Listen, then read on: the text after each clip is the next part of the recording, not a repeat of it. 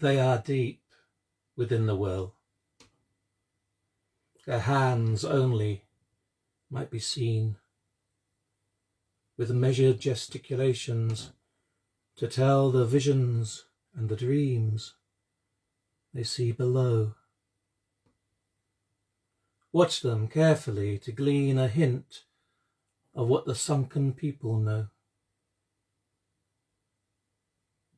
They are not always drowning.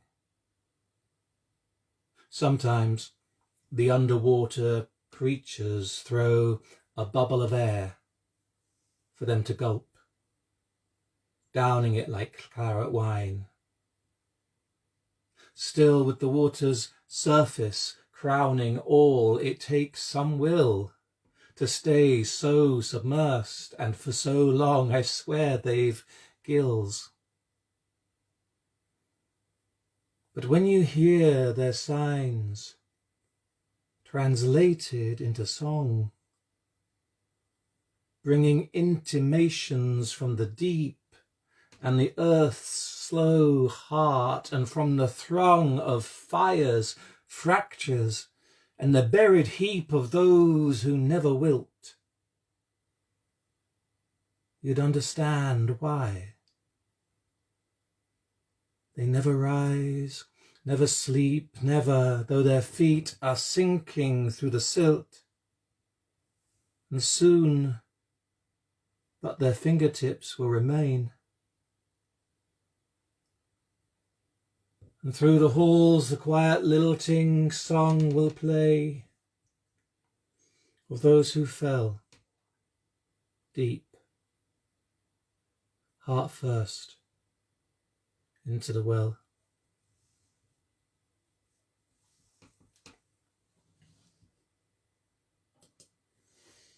Hello, welcome to Poetry Show number 14. We're just shy of Imbolc, that midway point between the solstice and the equinox. So the days are getting longer. The sun, you can see she's climbing higher in the sky. And who knows, spring might be here soon. Been down to the river just, which is very, very high. Parts of the towpath cut off, the narrowboats threatening to perch themselves on the quay, and the river so wide and brown and gorgeous. So I thought I'd do a few poems touching on rivers, going to the river, and a certain goddess of the river.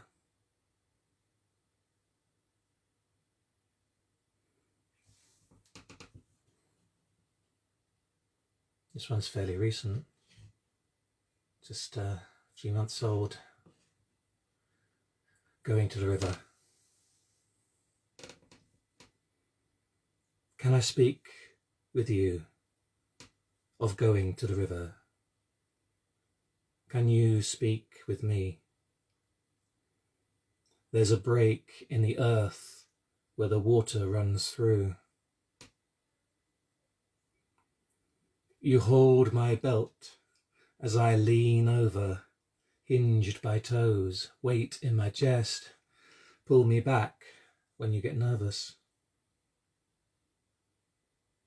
Choosing to watch stability as a point that's moving downstream, or as a point washed over, or the dance of an eddy, constant pattern in the flow. How I'm moving, how I'm standing still, how your hand steers me out of a whirlpool. How do we feel it? Rushing in, rushing out, inundating, leaving us beached in the end, even dead, even not. Can you speak to me? Because I've seen you here many days. It gives me a sense of being riverbank, here flown through.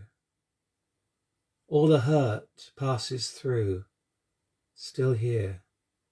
I turn, walk away, carrying my wet shoes.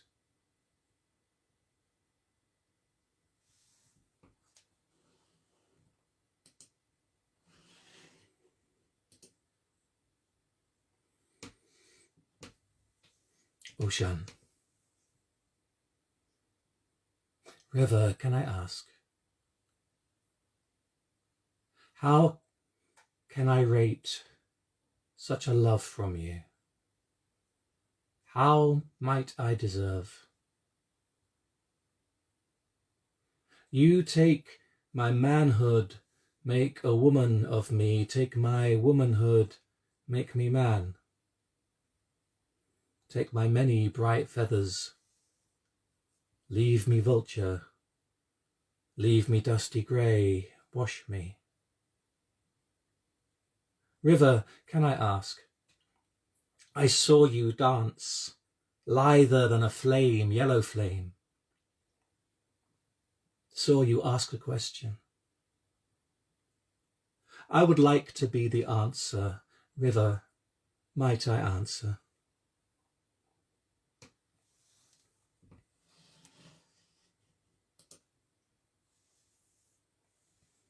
There's no coyness in the river's flow. No coyness in the river's flow. Allows no shyness to the one stepping in. There's no coyness in the river's flow. No coyness in the river's flow. Allows no shyness to the one stepping in. Stepping in to pray. Stepping in to pray. There's no coyness in the river's flow, no coyness in the river's flow, allows no shyness to the one stepping in. There's no coyness in the river's flow, no coyness in the river's flow, allows no shyness to the one stepping in. Stepping in to pray, stepping in to pray. Their presence in the water now, their presence is in the water now, their presence in the water dancing downstream. Their presence in the water now, their presence in the water, their presence in the water dancing downstream. There's no coyness in the river's flow, no coyness in the river's flow, allows no shyness to the one stepping in. There's no coyness in the river's flow, no coyness in the river's flow, allows no shyness to the one stepping in to pray. She wraps around so well, stepping in to pray.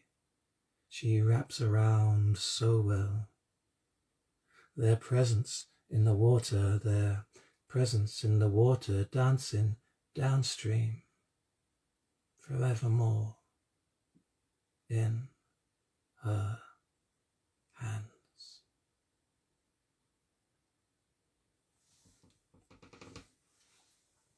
Oshun Prayer.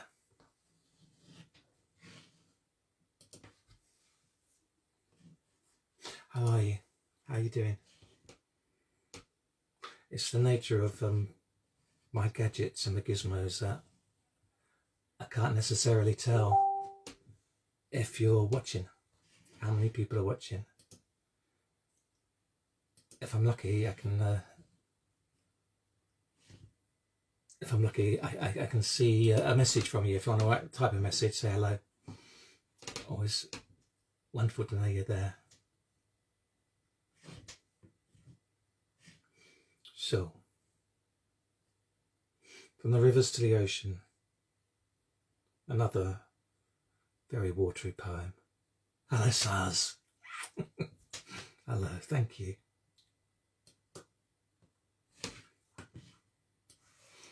This is a poem called How the Hare Was Born.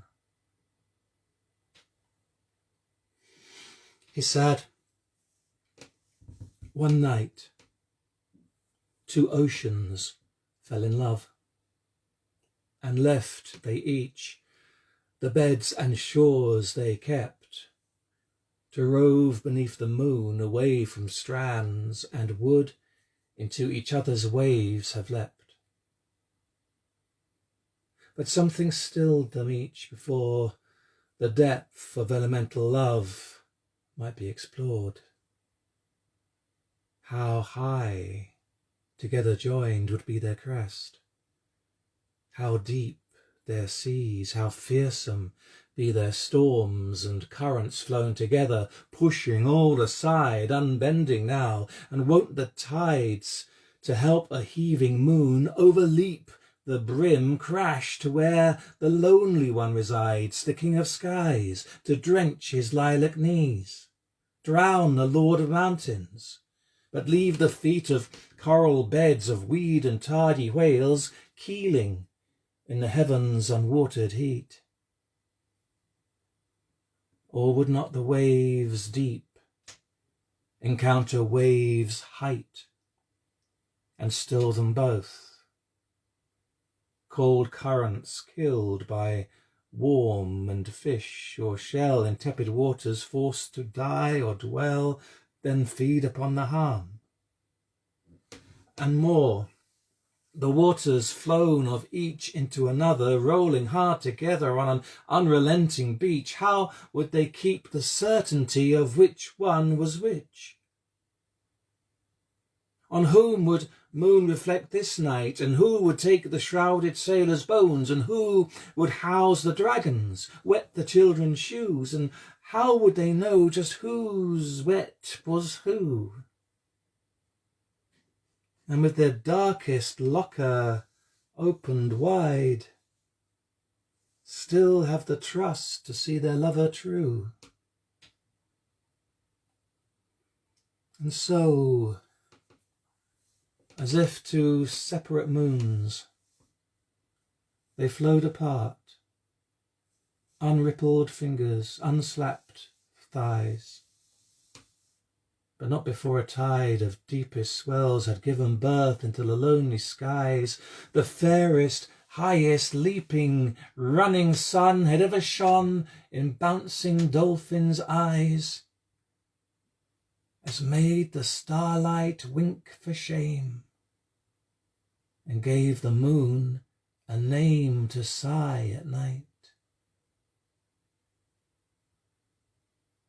They flow there still, each night, he said, each within their own ocean bed, filled with they each their will to rage, to storm, to calm, to play, to wave.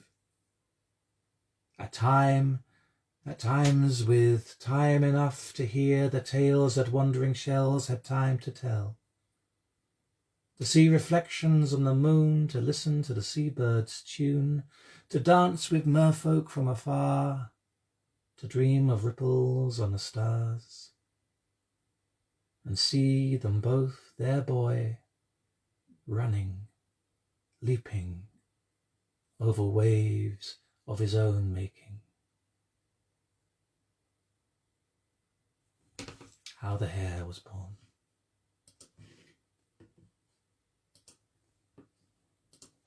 Now, I would like to introduce my special guest. I've been choosing a book published by a friend each session to read a couple of poems from, in lieu of having a guest on the show. Because it's not just about me. I don't want this to be just about me. I want to be a share. I'd love to have other people here to read. But the person I want to read today is my friend Kate Garrett, from her first book, The Saint of Milk and Flames. Kate is also a publisher, and she's been responsible for a number of journals, including 3 Drops from a Cauldron, which I love for its focus on fairy and folklore, supernatural, magical. So I'd like to read 2 poems from hers. Gorgeous poems in this book, a lot of them very personal, I'm sure. So I've tried to choose a couple.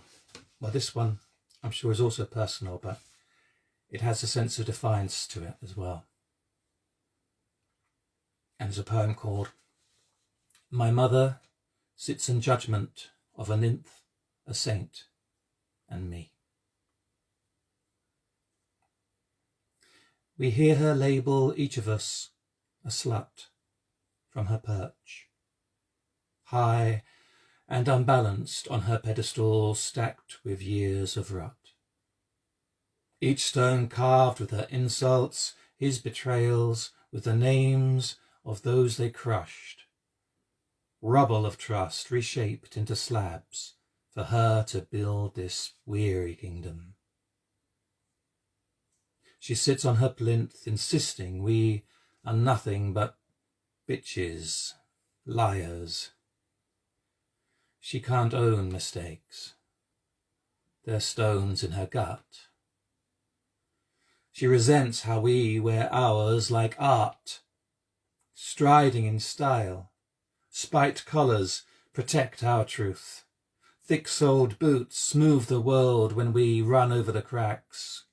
Constellations of glitter tears springing from the corners of our eyes. We've earned everything we feel. Her legacy is anger in a prism. Nowhere to go.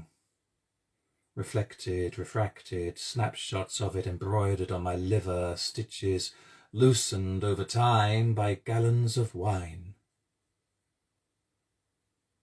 She always said I'd follow the footsteps of red women. But the red women have known demons, can cure a wild fever with a sip of honey. They wrap me in a type of silken kindness. Teach me how to fall gently and rise again like rain, to love like the moon. Whatever she can't measure out inside her brick dust rooms.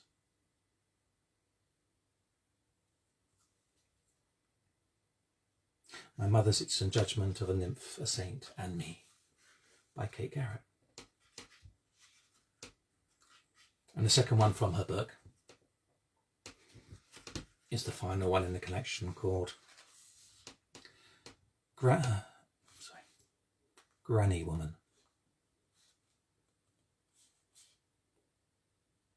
The men leave us be.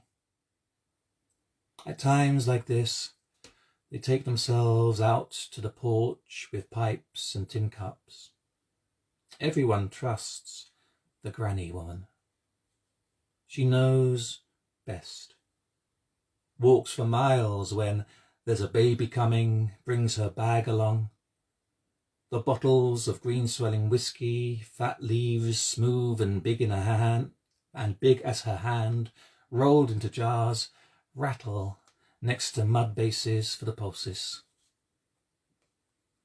She eases the pains away, welcomes every life into the wild world, soothes swollen breasts so new young ones can feed.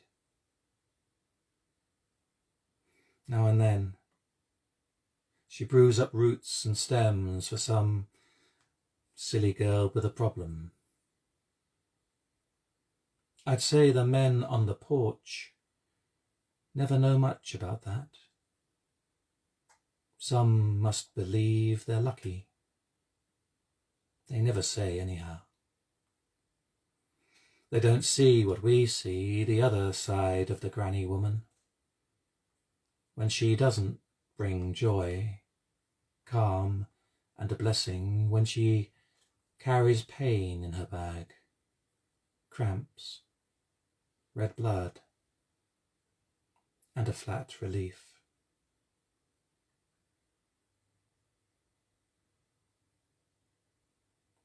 It's Granny Woman, from The Saint of Milk and Flames, by Kate Garrett.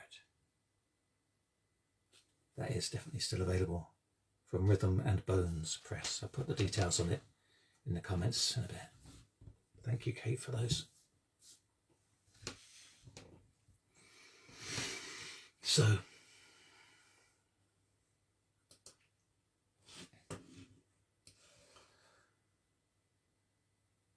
the accusations of the mother in that poem put me in mind of accusations made against many women, and like the granny woman, the calling of them witch.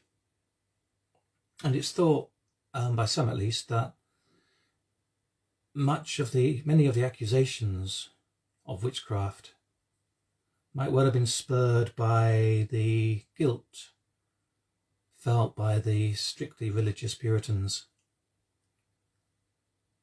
or the simple act of turning away someone at the door asking for alms. And as they retreat, imagining a look or a phrase, and the guilt of that bringing the beginnings of thoughts of, is she a witch? It's not unlike the thoughts had by those asking for benefits, for those asking for asylum, by those asking for refuge. When our guilt or a sense of needing to resist an obligation turns the other into something monstrous.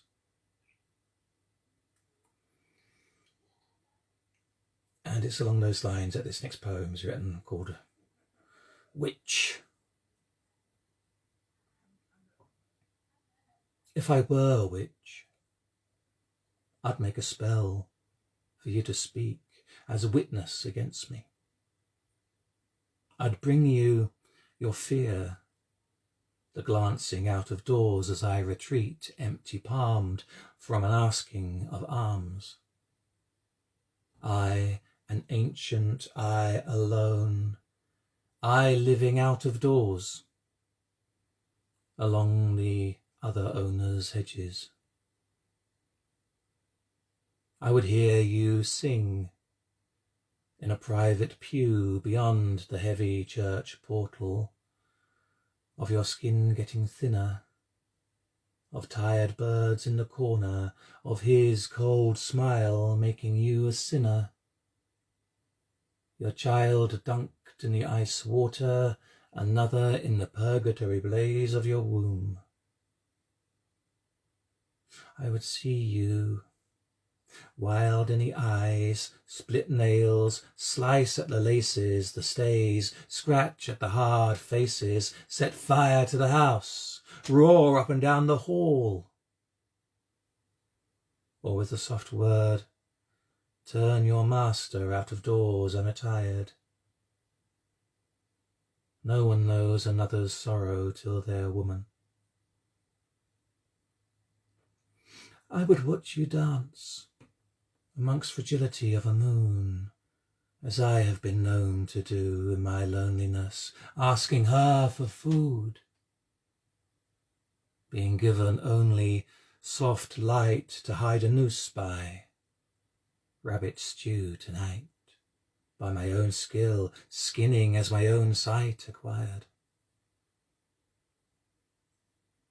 I would have you know that one can live alone, owning nothing but the dirt beneath the nails, only shades for shelter, and a kind roof my own shoulder knit.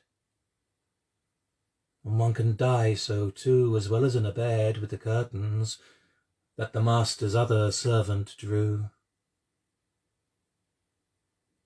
Did you blood your thumb on a spindle? Mine was unpricked. No one wanted once I'd given. There is nothing but the real for me, whose pain the greater. I, surprised to find this morning I am still alive. You, that death and poverty still abide. No place for me but on the hearth and near my grave. No place for you but on another edge. The threshold where we met. The empty palm, the broom your master's other servant drew. I'd have you witness to that evil look, but I am no witch, and have no spell to speak.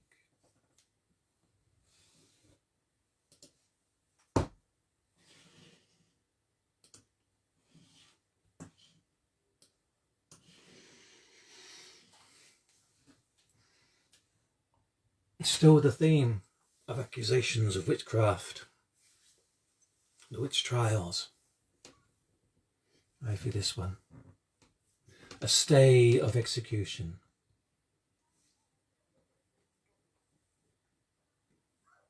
With an unprecedented integrity, the judges of the court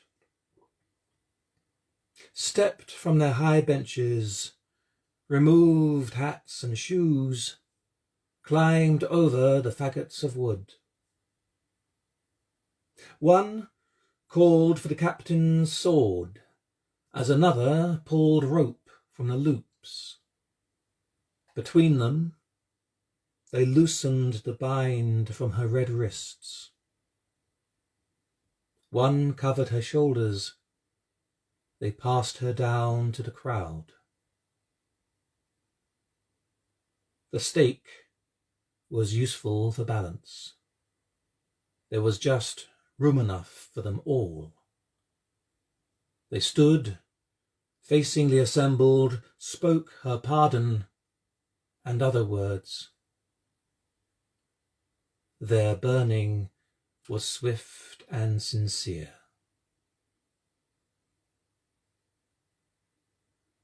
Still,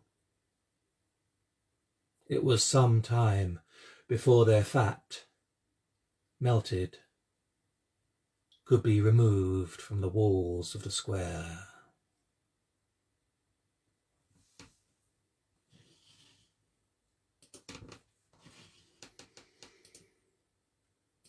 So we began with water, and now we're with fire.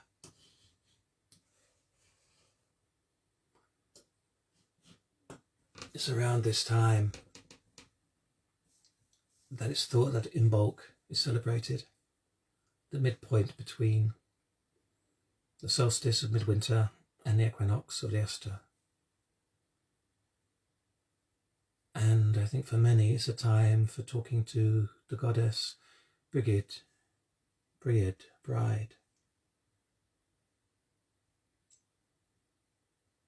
I didn't encounter her, I hadn't spoken to her until just a few years ago, attending a celebration in her name.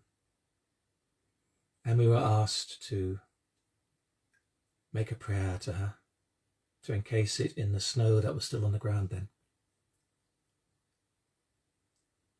And then the magic was that as the snowball melted, the prayer, the problem, the angst would likewise melt away. And it did later that summer.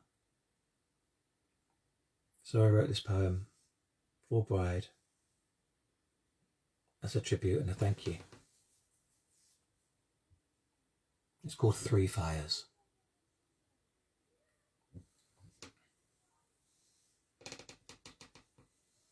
They told me of 3 fires burning in the hills, each at the mouth of a darksome cave. And either one of these 3 fires would my sweet life save. And either one of those 3 fierce fires would put me in my grave.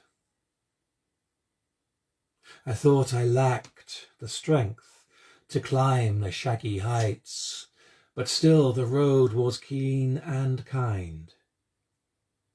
And in my face was the dizzying moon, and at my back the wind. My feet were of my mother's race, and left my slow companions far behind.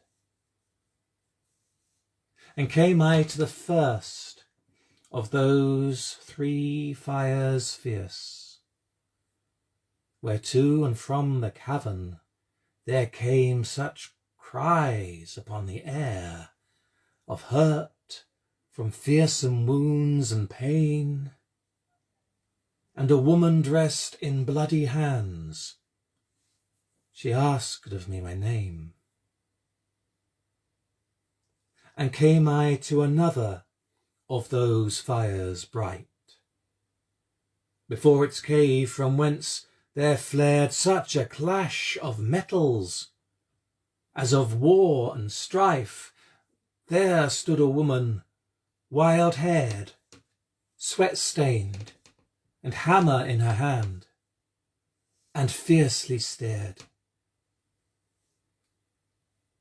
So came I to the third, and this a fire raged, while beside and on a heightened chair, a harp upon her lap, a woman smiled, and around her on the air such music, sweet and poetry, melodious and fair. You did not stay, she said, my sister by, nor go into her bloody cave, for that is Bride the healer, who would your sweet life save, or through her ministrations ease you to a gentle grave. And my other sister, I saw you passing by, nor go into her forging cave, for that is Bride the metalsmith, with blades and spears your life to save, or with her gold and trinkets ornament for you a richer grave. But you have come to me, at my darksome door, with harmonies and music from my cave, and I am Bride the poet, with melodies sweeter than your life to save. So take the breath of fire, sing, the song shall live, though you take your rest and wonder in a silent grave.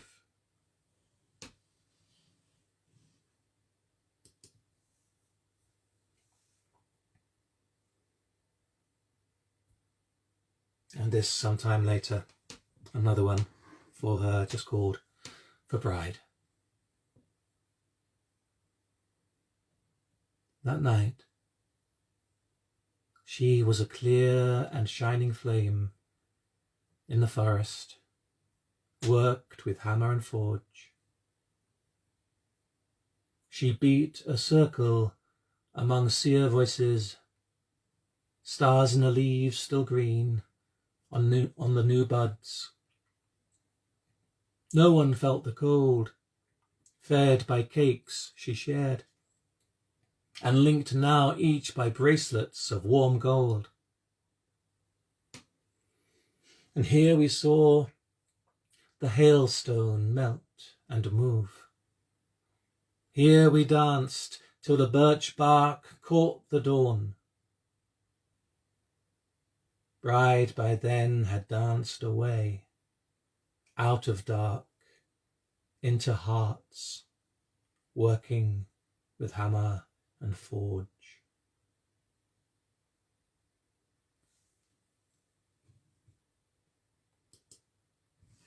Two for Bride.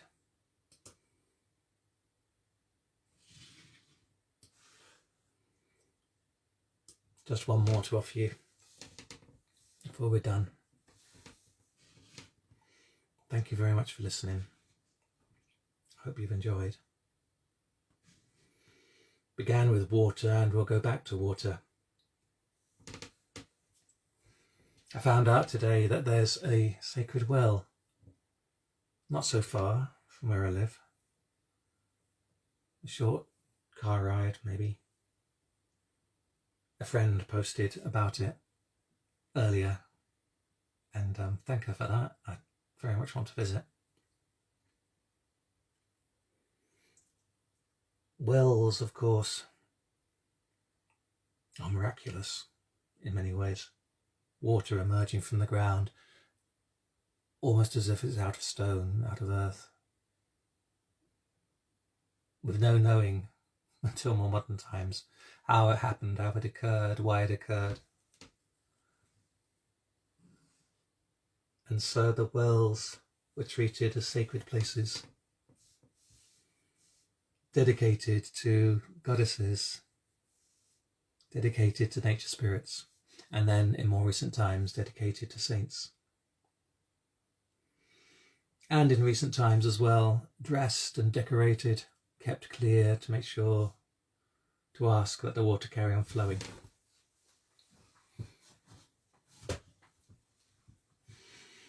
And this last poem is called Well Dressing. The waters rising from the earth are clear and pure within the spring, as potent as the flood of birth, with songs of joy and labouring, the baby's cry, the father's mirth, amidst the many songs they sing. So come, you poets, dress the well, with blossom, broom and asphodel, wherever crystal waters swell, and hear the songs the ripples tell. Above the well the sisters keep to weave their fateful tapestries, with secrets from the roaring deep, and utter stark their prophecies, the dreams abounding in our sleep with visionary properties.